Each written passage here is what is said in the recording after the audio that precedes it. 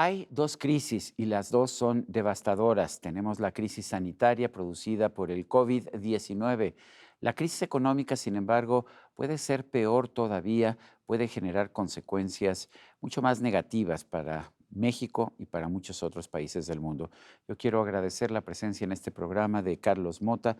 Él es articulista especializado en temas de negocios, economía y finanzas, escritor, colaborador en varios medios, entre ellos ADN 40. Carlos, gracias por estar con nosotros Gracias, aquí en Sergio. la Muy buenas entrevista. noches. A ver, ya no es nada más el Banco Mundial, el Fondo Monetario Internacional, bancos especializados de inversión. Nos están diciendo que la economía mexicana puede caer entre el 6 y el 7% en este 2020. Es más que las crisis que hemos tenido en el pasado en este país. Creo que tendríamos que remontarnos a la Gran Depresión de los años 30 para encontrar algo similar. ¿Es esta la verdadera crisis? Sí, yo creo que la crisis económica es la más grave que hemos vivido en nuestras generaciones. La gente que está viva el día de hoy nunca había y probablemente no habrá experimentado una crisis como la que estamos atravesando en 2020, que no es una crisis creada por el gobierno, es una crisis creada por el coronavirus y lo que está ocurriendo en todo el mundo, pero en donde el gobierno federal sí tiene una gran responsabilidad respecto de la profundidad que tome. Y yo creo que eso es lo clave en este momento porque el gobierno ha sido pues complejo y reacio a escuchar muchas voces que dicen, hay una crisis en el mundo, efectivamente, viene por el virus, pero hay que tener medidas de mitigación que permitan que la caída no sea tan fuerte. ¿Tú estás de acuerdo en estas medidas? Casi todos los países están aplicando lo que llaman medidas contracíclicas, las medidas neokeynesianas, que curiosamente el presidente dice que son neoliberales, cuando en realidad pues son, por ejemplo, las medidas que adoptó Franklin Roosevelt, que él alabó en un discurso allá en los años 30. ¿Qué opinas de eso? Mira, países como Turquía, como Tailandia, como Perú, como Filipinas, que digamos podrían ser comparables un poco con la economía mexicana, todos están aplicando medidas contracíclicas como las que tú estás mencionando, ayudando a sus líneas aéreas, dando exenciones fiscales a las empresas medianas, pequeñas, generando pues espacios financieros que permitan a las empresas reactivarse y tener un poco más de liquidez para que no haya problemas de solvencia. Esto el presidente lo desestima y como tú bien dices, pues quizá lo vincula con una política neoliberal. Lo Desafortunadamente es curioso es que así. es exactamente lo contrario. Los neoliberales se oponían a estas medidas, ¿no es así? Sí, si le estás ayudando directamente a las empresas, pues estás interviniendo de parte del Estado, pero en estos momentos pareciera que no hay otra solución. En condiciones normales tienes que dejar que los mercados compitan por sí mismos. En condiciones graves como las que estamos viviendo, se requiere un auxilio. ¿Por qué, Sergio? Porque si no auxilias a las empresas, estas van a despedir a millones de trabajadores y entonces tienes un choque del lado de la demanda que impide que gente sin trabajo pues pueda salir a comprar y a reactivar la economía. El presidente asume que con las dádivas que da a diferentes grupos vulnerables, pues es suficiente para que se reactive la demanda, A ver, pero no es si, así. si yo veo la respuesta del presidente es voy a mantener mis programas sociales, entonces el apoyo a las personas de la tercera edad, las becas, los programas como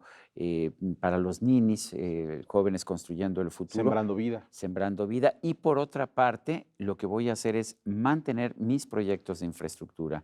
Dos Bocas, el Tren Maya, el aeropuerto de Santa Lucía. ¿Es suficiente? No es suficiente, no hay un cambio de guión, no hay un escuchar a los empresarios, a los expertos, a la gente con experiencia en crisis previas de México, que todos le han dicho insistentemente al presidente en estas semanas, tienes que cambiar y ajustar hacia medidas contracíclicas que permitan evitar pues una caída mayor, más profunda de la economía. Por eso pienso que la crisis en sí misma no es del gobierno, es por el virus, pero la profundidad de la crisis sí está siendo pues responsabilidad y culpa del gobierno. Vamos a ver si tienen la capacidad de escuchar y hacer que sea pues suficiente con una serie de medidas mucho más sólidas como están tomando países del corte de México, ¿no? Ahora, sí hay personas o sea, sí hay pensadores en distintos lugares del mundo que están cuestionando el grado de cierre de las economías que se hicieron pues en ciertos países, en Italia, en España. Y lo que están diciendo es, a ver, esto no ha contenido la pandemia porque no la puedes contener. Es una pandemia que finalmente se está extendiendo, pero sí están profundizando la crisis económica. En cambio, vemos que el presidente López Obrador ha aplicado medidas pues mucho más cautelosas en la parte económica, no ha parado toda la actividad económica. ¿Es bueno o es malo? Bueno, no ha parado porque no se puede parar, ¿no? Hay que recordar que el 56% de la economía Es es informal, sí. informal, ¿no? Esto explica más o menos como el 22.7% del Producto Interno Bruto. Entonces, no puedes pararla porque no tienes medidas coercitivas para, por ejemplo, ponerle una multa a millones de personas que están en un puestito callejero. Lo estaba yo viendo ayer, de hecho, en la Avenida Revolución, los restaurantes de enfrente cerrados, pero pues el puesto de tacos sí sigue operando. Claro, siguen operando. Entonces, la problemática es esa por un lado. Por otro lado, sí hay como una disfunción de parte del gobierno de ver, pues hay una, digamos, funcionalidad mundial que te permite salir adelante. El Fondo Monetario Internacional lo dijo esta semana, hay medidas fiscales que se deben profundizar si la reactivación económica después de la contingencia no es lo suficientemente fuerte. Es decir, no hay otra salida, no es que sean los neoliberales contra los conservadores o los chairos contra los fifís, es que no hay otra salida. Los gobiernos tienen que actuar porque la política monetaria de los bancos centrales además no es suficiente. El Banco de México ha hecho mucho bajando la tasa de interés, quizá podría ser más, pero no es nunca suficiente porque necesitas apuntalar como a un árbol, ¿no? Como a una planta, le tienes que pues auxiliar si va por ahí creciendo un poco chueca, débil o necesita un poco más de abono o de agua, ¿no? Cuando se estableció la emergencia sanitaria se nos dijo son unas cuantas semanas, pero cada vez resulta más claro que no estamos hablando de unas cuantas semanas. Países como Japón, como Corea del Sur, que tuvieron pues un éxito muy importante en un principio, están viendo brotes nuevamente. China empezó a abrir nuevamente la zona de Wuhan y después volvió a poner restricciones. Estamos viendo que pues que si vuelves a abrir, vuelves a tener la infección de todos aquellos que no se contagiaron en la primera ola. Esto significa que bien podríamos tener problemas y bien podríamos tener medidas de aislamiento y de distancia social durante varios meses o quizás hasta un año, Y ¿no? probablemente habrá que hacerlo de forma quirúrgica. Por ejemplo, gente que tiene cierta edad, 70 años para arriba, por ejemplo, que no están productivos o que tienen, por ejemplo, condiciones severas de inmunocomprometidos, cuestiones de este tipo. Pero eso es lo que justamente se está esperando de parte del gobierno. ¿Por qué, Sergio? Porque en México la crisis económica empezó antes que la crisis sanitaria. Ujú. El pico de la crisis sanitaria vendrá, nos han dicho, quizá en mayo, posiblemente hasta en Hasta junio. junio, decía López-Gatell, de Así es. hecho, en una entrevista que podría ser hasta junio. Y esto significa, pero no podemos mantener la economía cerrada todo mayo, o sea, todo abril, todo mayo, todo junio y quizás hasta julio, ¿no? Cuando además venimos de una recesión de menos 0.1% en 2019 y desde principios de este 2020 se decía, si no se corrige el tema de invitar a los inversionistas al sector energético, pues no vamos a tener más que otra recesión y esa recesión pues ya empezó. ¿Qué piensas tú cuando el presidente alaba a Franklin Roosevelt y dice que tomó las medidas adecuadas y después dice que se niega a tomar las medidas que proponía Franklin Roosevelt? Yo creo que el presidente vive confusiones. Hay algunas decisiones adecuadas, por ejemplo, que van a hacer que no se descalabre por completo nuestro sistema económico, como cuáles, la independencia del Banco de México, el respeto a la propiedad privada, cuestiones de este tipo que son, pues son adecuadas, ¿no?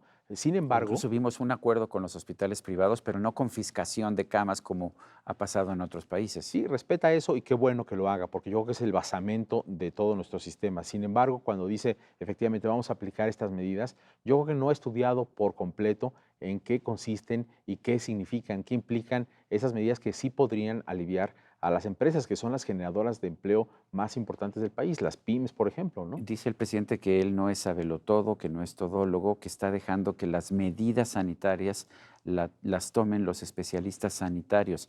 ¿Se necesita también conocimiento especializado para las medidas Sin económicas? duda, yo creo que lo dice selectivamente y lo dice desafortunadamente mal, porque él dice, vamos a dejarle a los técnicos el tema de la pandemia, el tema de las medidas El tema sanitarias, sanitario. pero la verdad es que la economía es algo que técnicamente requiere también una sofisticación, preparación, experiencia, y existe la gente que además ha atravesado por crisis en México. El propio secretario de Hacienda, Arturo Herrera, lo ha señalado, ¿no? Sí, es importante que la gente que sabe de esto pueda decidir al respecto. Si el presidente no sabe, quizá no sea su culpa porque no estudió esas materias o no tiene experiencia en esas materias, pero entonces debería escuchar y dejarse asesorar y tomar decisiones en consecuencia. Cosa que él dice, la economía la han sacralizado, es para todos realmente, como la política, y minimiza el valor que tiene pues que la gente haya estudiado y dedicado su vida a tomar decisiones económicas sabias. Ahora, la filosofía de primero los pobres y primero voy a subsidiar a los pobres, ¿tiene sentido o no tiene sentido? Bueno, primero los pobres no está mal, si segundo está, pues, digamos, todos los demás, ¿no? Pero pareciera que él, además, lo dice así, primero los pobres, segundo los pobres, tercero los pobres y al final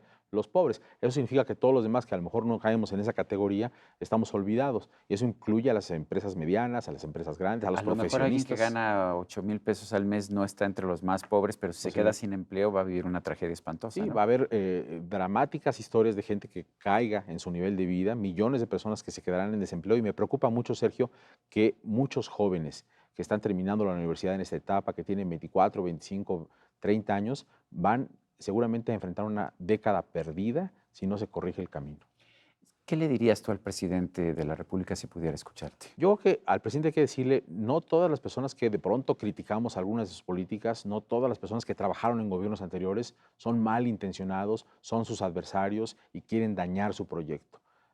Somos personas, muchos de nosotros, que queremos añadir a que México le vaya bien, sumar a que ese proyecto que tiene de que hay que aliviar la pobreza y quitar la corrupción puede enriquecerse con muchas experiencias, con muchas personas que han pasado por crisis anteriores y que tienen herramientas que si las adopta podrían aliviar mucho la profundidad de la crisis que estamos viviendo. Y en cuanto a las medidas contracíclicas, ¿qué sugerirías? ¿Cuáles aplicarías tú? Si Bueno, se yo pudiera? aplicaría sin lugar a dudas algún tema de impuestos sobre la renta. Yo creo que ¿Reducir el impuesto sobre la renta? reducirlo o aplazar los pagos de impuestos sobre la renta. No necesariamente, o sea, no necesariamente bajar el impuesto sobre la renta, nada más aplazar, ¿suficiente? Bueno, no sé si sea suficiente, habrá que estudiarlo, ¿no? Y yo no soy fiscalista, pero sí creo que a lo mejor una reducción podría sin duda aliviar, pero sin duda más, pues el hecho de que aplaces 3, 4, 5 meses los pagos provisionales, por ejemplo, te pueden ayudar porque te generan liquidez y eso te permite aguantar un poco más. A lo mejor le tienes que pedir en una pequeña empresa de 15 empleados a los empleados que reduzcan un poco su sueldo, pero no los tienes que despedir.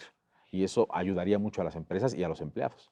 ¿Qué cambios? Tú te has dedicado mucho a ver los cambios en el mercado de trabajo y los cambios en el uso de la tecnología en el trabajo. Hay ciertos cambios que parece que se están apresurando por lo que estamos viendo en la actualidad. ¿Qué esperas para el futuro? ¿Cómo va a ser el ambiente de trabajo? ¿Cómo va a ser la economía? No este 2020, que ya pues podemos descartarlo realmente, pero en el 2021, en el 2022 y más adelante. Bueno, es un hecho que toda la tecnología, la conectividad, Internet, las telecomunicaciones, las máquinas interconectadas venían ya con una fuerza muy sólida entrando en estos años. Y esto lo está detonando aún más. Entonces, acelerar los procesos de reeducación de los puestos de trabajo, de la gente, de la fuerza laboral, es indispensable más que nunca ahora para que la gente pueda pasar la crisis y después eventualmente reinsertarse con éxito en la nueva economía que ya está aquí. Lo hemos visto todos los que trabajamos de pronto desde casa, ¿no? Conectándonos por Ahora, internet. los mexicanos éramos muy reacios a hacer compras desde casa y ahora todo el mundo las está haciendo, se están comprando comestibles, medicamentos, todo se está comprando en línea. Y no dudemos que los hábitos cambiarán, porque después de muchas semanas que vamos a estar muchos encerrados en casa o buena parte encerrados en casa, cuando termine esto, pues ya quizá no te van a dar ganas de desplazarte a la farmacia o al supermercado, sino que harás clic ahí y eso reconfigura completamente la fuerza de trabajo que estaba allá afuera dándonos servicio de otro tipo, ¿no? ¿Habrá una nueva brecha digital? Yo creo que sí habrá una nueva brecha digital en la medida en que no se concrete de parte del gobierno, por ejemplo, la adopción de la tecnología 5G, que es la que permitirá una... Que todos desde el celular podamos tener internet de alta velocidad. Claro, y que una persona que está quizá más alejada de los centros urbanos, más dinámicos, pues pueda también subirse a esta ola, ¿no? Yo creo que eso es urgente, indispensable. El gobierno no habla de eso. Carlos Mota, periodista especializado en negocios, economía y finanzas, gracias por estar con nosotros. Muchas gracias, esta Sergio. Muy noche. buenas noches. Y a usted, amigo televidente, que hace posible este programa, se lo agradezco también. Esto es todo por hoy, pero no se lo olvide. Nos vemos la próxima.